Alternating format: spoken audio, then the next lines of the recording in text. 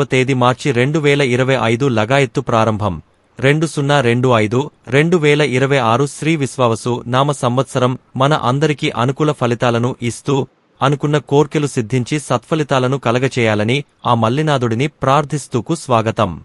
చైత్రమాసే జగద్బ్రహ్మ ససర్జ ప్రథమే అహని శుక్లపక్షే సమగ్రంతు తథా సూర్యోదయే సతి ప్రవర్తయామాస తథా కాలస్య గాననామపి గ్రహన్వరా నృనాత్ మూసాన్వత్సరాదిపాన్. బ్రహ్మదేవుడు తన సృష్టిని బ్రహ్మకల్పం ఆరంభమయ్యే మొదటి సంవత్సరమైన ప్రభవలో మొదటి మాసమైన చైత్రమాసంలో ఋతువులలో మొదటి ఋతువైన వసంత ఋతువులో మొదటి తిథి అయిన పాడ్యమి రోజు మొదటి వారం అయిన ఆదివారం మొదటి నక్షత్రం అయిన అశ్విని నక్షత్రంలో ప్రభావింపజేశాడు. అదే యుగానికి ఆది ఉగాది. ఉగాది అంటే అందరికీ గుర్తుకు వచ్చేది తెలుగు వారి పండుగ. తెలుగు సంవత్సరం ఈ రోజు నుంచే ప్రారంభమవుతుంది కాబట్టి ఇది తెలుగు వారి పండుగ గుర్తింపు తెచ్చుకుంది.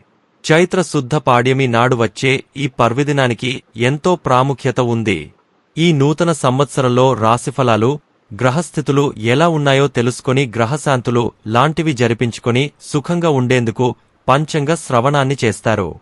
మరికొన్ని రోజుల్లో సార్వారి నామ సంవత్సరానికి ముగింపు పలికి నామ సంవత్సరానికి స్వాగతం పలకనున్న నేపథ్యంలో ఉగాది విశిష్టత చరిత్ర గురించి ఇప్పుడు తెలుసుకుందాం. చైత్రమాసం శుక్లపక్షం పాడ్యమి రోజున ఆ విధాత ఈ జగత్తును సృష్టించాడని నమ్ముతారు. సోమకుడు వేదాలను తస్కరించిన కారణంగా మత్స్యావతారం ధరించిన విష్ణువు అతడిని సంహరించి వాటిని తిరిగి బ్రహ్మదేవుడికి అప్పగించిన సందర్భంగా ఉగాది ఆచరణలోకి వచ్చిందని పురాణ ప్రతీతి. చైత్ర శుద్ధ పాడ్యమి రోజున సూర్యోదయ వేళలో బ్రహ్మదేవుడు సృష్టిని సృష్టించాడని అంటారు. అంటే కాలగణాన్ని గ్రహ నక్షత్ర ఋతు మాస వర్షాధికులను బ్రహ్మదేవుడు ఆ రోజు వర్తింపజేస్తాడని నమ్మకం. అంతేకాకుండా వసంత ఋతువు కూడా ఈ రోజు నుంచే ప్రారంభమవుతుంది. అందుకే నూతన జీవితానికి నాందిగా ఉగాది పండుగను జరుపుకుంటారు. శాలివాహనుడు పట్టాభిషక్తుడైన ఈ రోజు ప్రాశస్త్యంలోకి వచ్చిందని మరో గాథ ఉంది. ఉగాది యుగాది అనే రెండు పదాలు వాడుకలో ఉన్నాయి. ఉగ అంటే నక్షత్ర గమనం. నక్షత్ర గమనానికి ఆది ఉగాది అంటే సృష్టి ఆరంభమైన దినమే ఉగాది. యుగం అనగా ద్వయం లేదా జంట అని అర్థం. ఉత్తరాయణ దక్షిణాయన ద్వయ సంయుతం యుగం కాగా ఆ యుగానికి ఆది యుగాదిగా మారింది. ఉగాది శబ్దానికి ప్రతిరూపంగా ఉగాదిగా రూపొందింది. తెలుగువారే కాకుండా మరాఠీలు కూడా ఈ రోజు గుడిపడ్వాగా, తమిళులు పుత్తాండు అనే పేరుతో, మలయాళీలు విషు అనే పేరుతో, సిక్కులు వైశాఖిగా, బెంగాలీలు పోయిలా బైసాఖ్ గా జరుపుకుంటారు. ఉగాది రోజు ముఖ్యమైన వంటకం ఉగాది పచ్చడి.